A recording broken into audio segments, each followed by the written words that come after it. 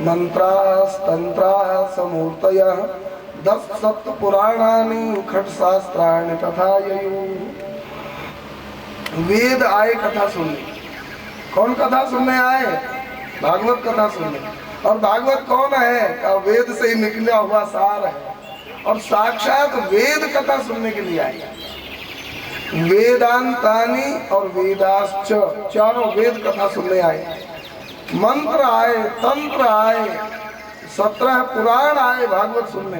18 पुराण है ना, तो 18वां तो भागवत पुराण है और भागवत को सुनने के लिए 17 पुराण भी आए।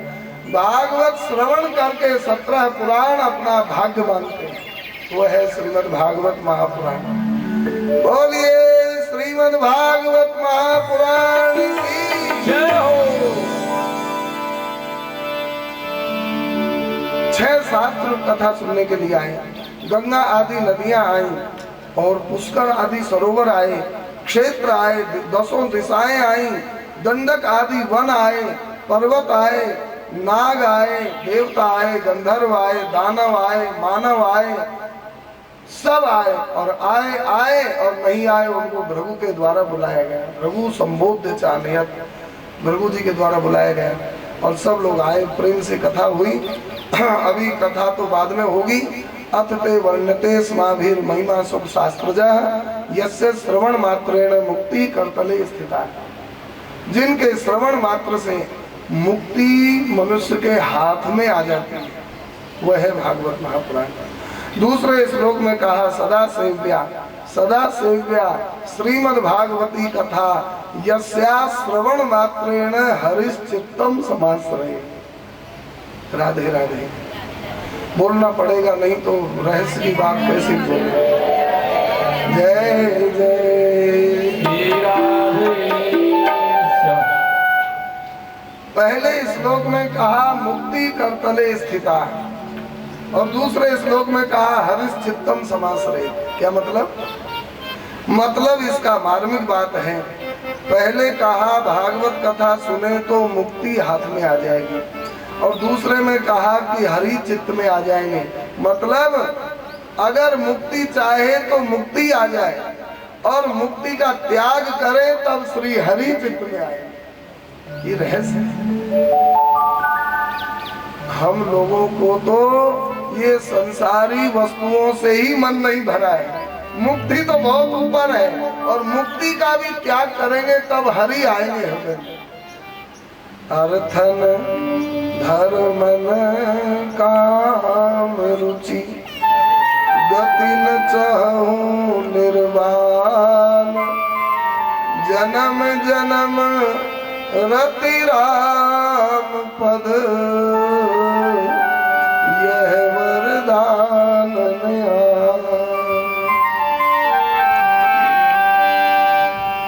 न अर्थ चाहिए, न काम चाहिए, न धर्म चाहिए, न मोक्ष चाहिए। क्या चाहिए? कहा कि जन्म जन्म श्री प्रभु के चरणों में प्रेम हो जाए, यही चाहिए और कुछ नहीं चाहिए। कथा महात्म हो रहा था। श्री सनकादिक भगवान कहते हैं ये 18,000 श्लोकात्मक 12 स्कंधात्मक सुख परीक्षित संवादात्मक ये श्रीमद् भागवत को जो अपने घर में, पोथी को अपने घर में रखता है वह तीर्थ रूप घर होता है। और भागवत की पोथी की सन्निधि में कोई मरे तो वह नरक और स्वर्ग नहीं, वह वैकुंठ का अधिकारी होता है। वहाँ यमदूतों का पास नहीं आता है। जिनके घर में शालिग्राम शिला है, जिनके घर में तुलसी का पौधा है, जिनके घर में गीता भागवत रामायण की पोथी है और जिनके घर में नित्य पूजा कीर्तन होता है वह अवश्य ही तीर्थ रूप माना जाता है। इसकी बड़ी भारी महिमा है। हमारी जय हो देवता। हम तो परेशान हो रहे थे। ये है संकेत से ही सेवा का स्वरूप। उत्तम चिंतितम कुर्यात् प्रोक्तकारी तु मध्यमा। भागवत जी में लिखा है उत्तम सेवक, उत्तम शिष्य, उत्तम चेला कौन होता है? कहा स्वामी के चिंतन मात्र से सेवा प्रस्तुत कर दो। अब ये पन्ना उड़ रहे थे, इन्होंने देखा होगा, हम तो बोले नहीं, ये चिमटी ला करके दे दी, बहुत बढ़िया, तुम भी भगवान के चरणों में चिमटी बन जाओ। बोलिए गुरुदेव भगवान की। ऐसे चैट जाओ कि भगवान को छोड़ो ही मत। बहुत बढ़िया। न गंगा न गया काशी पुष्करम न प्रयागकम सुख शास्त्र कथा याश्च फलेन समताम लभे। आप चौंकना नहीं। श्री सनकादिक भगवान कहते हैं न गंगा न गया न काशी न पुष्कर न प्रयाग, इन सब को मिला करके भी अगर भागवत कथा की बराबरी कहें तो भी भागवत की बराबरी नहीं हो सकती। तावत् पापानि गर्जन्ति देहेस्मिन् निवसन्ति तपोधना यावन्न श्रूयते सम्यक श्रीमद्भागवतम नरई। मनुष्य के शरीर में तभी तक पाप लोग निवास करते हैं, कब तक? जब तक श्रीमद् भागवत का वह श्रवण नहीं करता है। और भागवत का श्रवण करते ही सब पाप प्रलय हो जाती है, सब भाग जाते हैं। इस तरह से जीवत छवो निगदिता सतुपाप कर्मा ये न श्रुतम सुख कथा वचनम न किंचित। वह मनुष्य जीवित ही मुर्दा के समान है। कौन? जिसने जीवन भर में भी भागवत कथा का श्रवण नहीं किया। धीप्तम नरम पशु समम भूविभार रूपम एवं वदंति दिविदेव समाज मुख्या। उस मनुष्य को धिक्कार है जो भागवत नहीं सुना। और ये कौन कहता है? का देवता कहते हैं आकाश में से, दिवी देव समाज मुख्या है। देवता ऐसा कहते हैं और कहते हैं अगर हमारा इंदौर में जन्म हो जाए, अगर हमारा भारत में जन्म हो जाए, गंगा जमुना और गोदावरी सरजू सरस्वती और नर्मदा इत्यादि नदी पवित्र सलीला नदियों के तट पर और भागवत कथा सुनने को मिल जाए तो देवता कहते हैं हम एक ही जन्म में अपनी बिगड़ी बनाकर बैकुंठ चले। ऐसा देवता ईर्ष्या करते हुए हम लोगों से कहते हैं। पर ये कैसा अभागा है, भारत में जन्म है फिर भी भागवत नहीं सुन रहा है। अब इसको बहुत पछताना पड़ेगा, अब इसको बहुत रोना पड़ेगा, अब इसको भयंकर प्रायश्चित करना पड़ेगा। इतनी बड़ी हानि कर रहा है। इसलिए मनुष्य को चाहिए कि भारत में जन्म बेकार न हो जाए, इसके लिए सावधान रहे। श्री सुखदेव जी महाराज इस महात्म कथा में पधारे और बड़ा सुंदर ये कथा का आयोजन हुआ। कथा महात्म्य अभी प्रारंभ हुआ कि नारद जी का प्रयोजन पूरा हो गया। देखिए कमाल की बात, अनुष्ठान के बाद में फल मिलता है। पंडित जियों से पूछ लो, फल पहले नहीं मिलता है। लेकिन ये भागवत कथा का अनुष्ठान कितना अद्भुत। कथा होगी बाद में और प्रयोजन सिद्ध हो गया पहले। प्रयोजन सिद्ध हो गया। क्या प्रयोजन था? भक्ति ज्ञान वैराग्य की तुष्टि पुष्टि क्षुधा निवृत्ति। और कथा महात्म्य अभी प्रारंभ ही हुआ था, एक चमत्कार हुआ। एवं नगाः श्रवणोरुधर्मे प्रकाश्यमाने ऋषिभिः सभायाम् आश्चर्यमेकं समभूत तदानीं तदुच्यते संसृणु शौनकत्वम्। सूत जी ने कहा, हे शौनक जी, एक बहुत बड़ा आश्चर्य हुआ उस सभा में। क्या आश्चर्य हुआ गुरुदेव? तो कहा, भक्ति सुतौ तौ तरुणौ गृहीत्वा प्रेमैक रूपा सहसा विलासे श्री कृष्ण गोविंद हरे मुरारे नाथेति नामानि मुहुर्वदन्ति। भक्ति ज्ञान वैराग्य तीनों प्रकट हो गए, कथा के बीच में हो गए। कहां से प्रकट हुए? का कथार्थ तो पति तो अभी अभी कथा के अक्षरों से भक्ति ज्ञान वैराग्य तीनों प्रकट होकर और भुजा उठाकर हरि बोल हरि बोल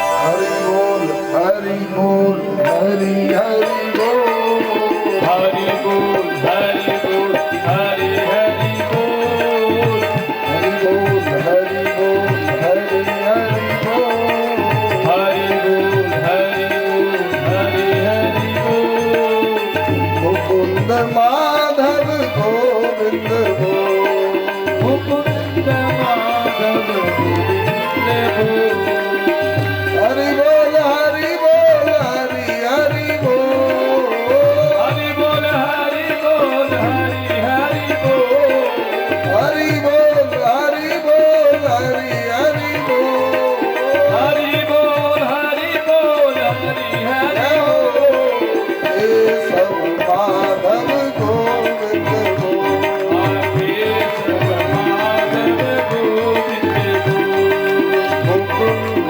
माधव हरि हरि बोल मुकुंद माधव हरि हरि बोल सब माधव हरि हरि हरि बोल हरि बोल हरि हरि बोल बोल हरि हरि बोल निताई गौर हरि बोल। भक्ति सुतौ तौ तरुणौ गृहीत्वा, देखो भक्ति माता रो रही थी और ज्ञान वैराग्य मरे जैसे ही लंबी सांस ले रहे थे। कहा कहा ये दृश्य कहाँ का था? वृंदावन का। और कथा कहाँ हुई? हरिद्वार में। माने काम है वृंदावन का और कथा हुई हरिद्वार में और काम पूरा कहाँ हुआ? हरिद्वार में।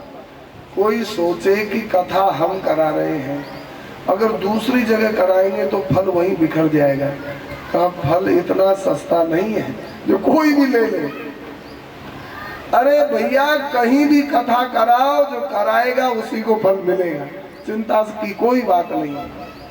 नारद जी का वृंदावन की समस्या थी और कथा हरिद्वार में हुई और देखो प्रयोजन हरिद्वार में पहुंच गया। इसलिए जो कथा कराएगा फल उसी को मिलेगा, लेकिन जो और सुनेंगे उनको फल नहीं मिलेगा। कहा जो धन पैसा लगाकर जो कथा कराएगा, जो फल जजमान को मिलेगा वही फल केवल आकर सुनेगा कथा, उसको भी वही फल मिलेगा। फल में कोई कमी नहीं है, बिल्कुल फल में कमी नहीं। खूब फल ही फल खाओ, अन्न बिल्कुल मत खाओ, फलाहारी सब हो जाओ, कोई चिंता नहीं है। भगवान के यहाँ फल की क्या कमी है? इसलिए ऐसा नहीं सोचना कि जजमान को ज्यादा मिलेगा और सुनने वालों को कम मिलेगा, बिल्कुल नहीं। उल्टे वक्ता और श्रोता के फल में तो कटौती भी हो सकती है। क्यों? क्योंकि कोई ना कोई गलती हो जाती है, लेकिन जो सुन रहा है उससे क्या गलती हो रही है? वो तो सीधा कान खोल के बैठा है, उसको पूरा फल मिलेगा। इसलिए हमारी छोड़ो, तुम अपना पूरा फल ले लो। बहुत बढ़िया। नारद जी महाराज बड़े प्रसन्न हुए, मेरा प्रयोजन यहाँ पूरा हुआ। और श्री कथा महात्म्य अभी प्रारंभ हुआ, इतने में वैकुंठ के पार्षद आ गए यहाँ कथा सुनने के लिए। भगवान को भी मन नहीं लगा वैकुंठ में, भगवान भी कूद पड़े हरिद्वार में। लिखा है कौन कौन कथा सुनने आए, देखो लिखा है कि ब्रह्मा जी आए ब्रह्मलोक छोड़कर, ब्रह्मा जी आए ब्रह्मलोक छोड़कर, शंकर जी आए पार्वती जी के सहित कैलाश छोड़कर, इंद्र आए स्वर्ग छोड़कर, और सब कथा सुनने के लिए आए। भगवान लक्ष्मी के सहित और हरिद्वार में कथा सुनने के लिए पधारी। भक्ति ज्ञान वैराग्य तीनों पंडाल में खड़े हो गए। प्रकट होकर सनकादिक व्यास जी से हाथ जोड़कर भक्ति माता ने पूछा कि हे व्यास जी, आप सबको कथा सुना रहे हो, मैं भी भागवत कथा सुनने आई हूँ, अकेली नहीं, दोनों बच्चों के सहित आई हूँ। मैं आपसे कहाँ बैठकर कथा सुनूं, ये मैं पूछना चाहती हूँ। मैं कहाँ बैठूं, मेरे लिए स्थान बताओ। सनकादिक महाराज ने इतना बढ़िया स्थान बताया। भक्ते सुगोविंद स्वरूप कर्त्री, प्रेमैक धर्त्री, भवरोग हंत्री, सात्वं च तिष्ठस्व सुधैर्य संश्रया, निरंतरम वैष्णव मानसान। कहा, हे भक्ति माता, आप की कृपा हो जाए तो जीव को गोविंद का स्वरूप प्राप्त हो जाता है। भक्तेषु गोविंद स्वरूप कर्त्री, गोविंद का स्वरूप आप दे देती हो जीव को। और प्रेमैक धर्त्री, प्रेम के द्वारा आप सबका पालन करती हो। भवरोग हंत्री, और भक्ति जिसके हृदय में आ जाए उसका भवरोग दूर हो जाता है। अब मैं आपको स्थान बताता हूँ। संकादिकों ने कहा, ये जितने भी वैष्णव हैं इनके हृदय में विराजमान हो जाओ, अपने दोनों पुत्रों के सहित इन सब के हृदय में विराजमान हो जाओ। भक्ति ने दृष्टि पसार कर देखा, बहुत श्रोता थे। भक्ति माता ने सोचा, अधिकस्य अधिकम फलम, जितना ज्यादा रूप बनाऊंगी उतना ही ज्यादा श्रवण का फल मिलेगा। इसलिए सबके हृदयों में भक्ति माता ज्ञान और वैराग्य को लेकर विराजमान हो गई। अब भागवत कथा सुनने की योग्यता इन सब में आई। कथा कौन सुनता है? जिसके हृदय में भक्ति होगी वही सुनेगा, क्योंकि प्रेम के बिना कथा नहीं सुन सकता है। और प्रेम भी हो लेकिन महत्व बुद्धि न हो तो वो प्रेम को व्यभिचारी प्रेम कहते हैं। गोपियां श्री कृष्ण को प्रेम करती हैं, लेकिन गोपियां कोई सामान्य मनुष्य जानकर नहीं,